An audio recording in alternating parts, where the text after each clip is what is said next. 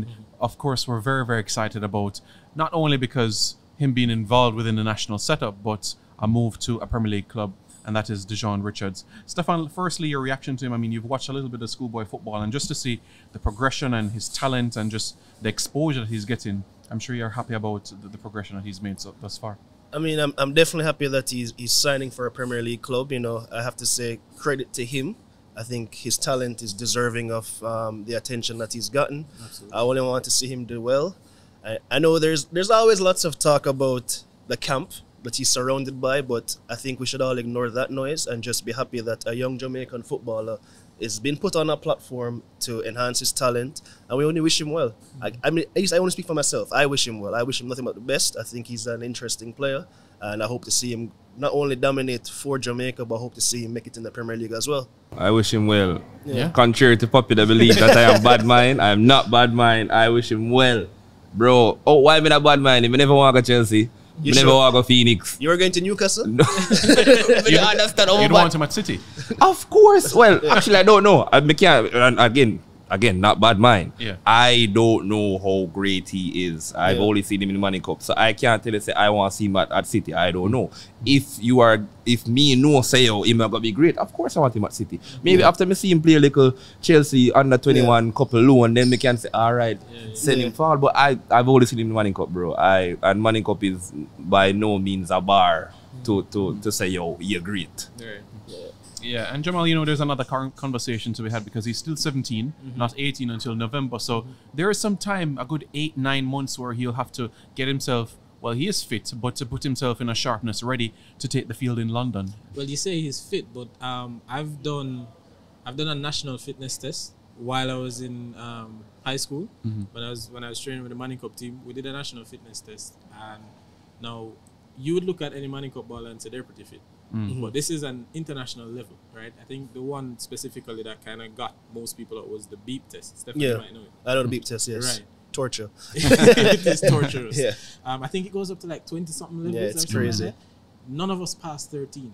And only one guy got to that level. Yeah. Really? Yeah, so when you talk about fitness, it's not the same thing, like just being able to run on our tiny pitches and being able to run at even Stanford Bridge, right? And it's a completely different thing being able to run in that temperature, right?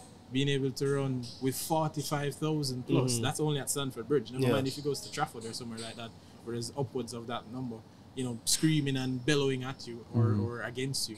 So it's a completely different setup that 8 or 9 months would really help to kind of build him towards. I think looking at him, he's a good physical specimen of a player, and then he does have good fitness relative to his level, and I think those 8 or 9 months they probably spend more time getting him fitter to that level and match sharp, because I don't think, you know, like a lot of players they usually say, oh, they need to work on their strength or whatever. I don't think he needs to work on that right now. He looks pretty strong for a young youth. So I think in that time he probably would spend more time getting acclimatized to, well, the climate, the population, and then the fitness and stuff would come afterwards. Just his hand raised. I love it. What do you think? I think, especially from a creative standpoint, you know, I think a lot goes into the marketing of this player. I mean, again, not bad mind. I am a Whisper fan. I want him to be great. I'm a Kingston College old boy. Me that cheer for him the whole Money Cup season. Okay, great. Thank you. But I mean, a lot more Sportsmax highlights that create this year. You know, more videos that show than previous years. Who to tell?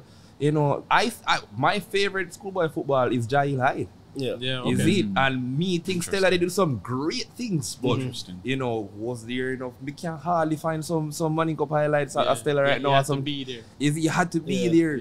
Fleming did good.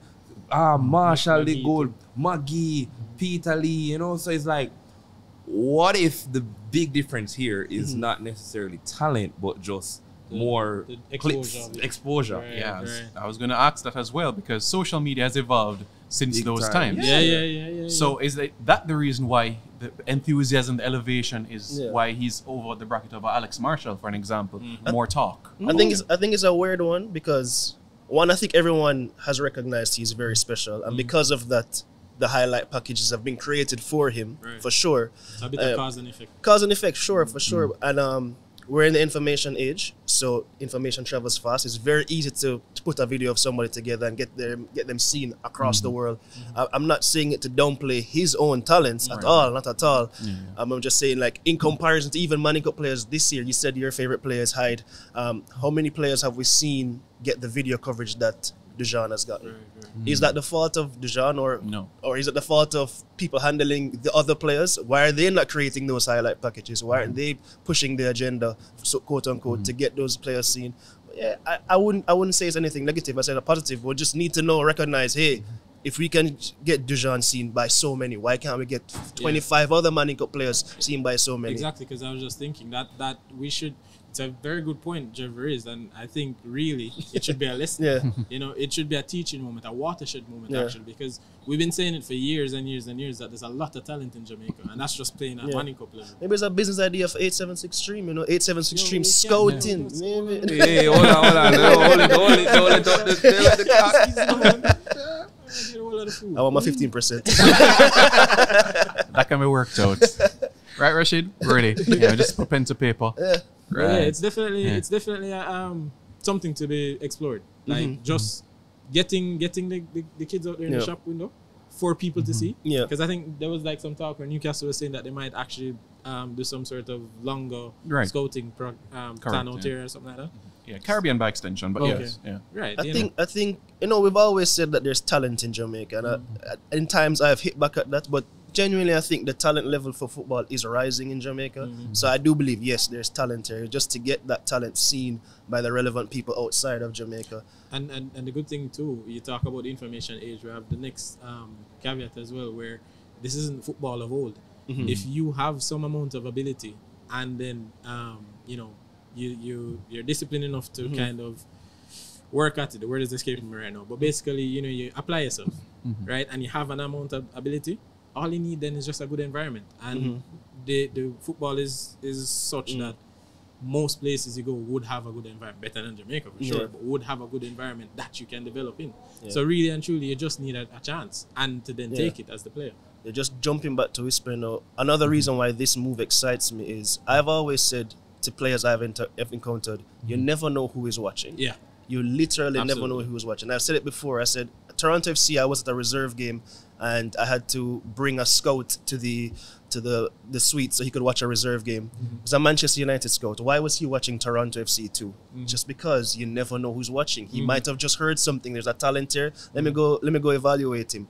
All of those kind of things happen. There are Premier League clubs coming to Jamaica, coming to Trinidad, coming all across the Caribbean just to look and see. So again, to all the players watching, you never know who's watching. Always put your best foot forward. That makes sense in the car. Jamaica Carnival of forward. Who to tell them they pass through if you look one fit? I was just thinking, for sure. They're just living life. Because you're saying that maybe he heard something. He could have just been in Toronto. He could have just been there. He could have just been visiting one JPL match or something. What's the biggest club in this part of the world? Toronto FC. Let me go check them out. I know Toronto FC scouts who have come down there to watch Premier League games, and when they come here, the guy who's handling that says, you know what, I'm going to watch Wolmer's versus George's. You want to come?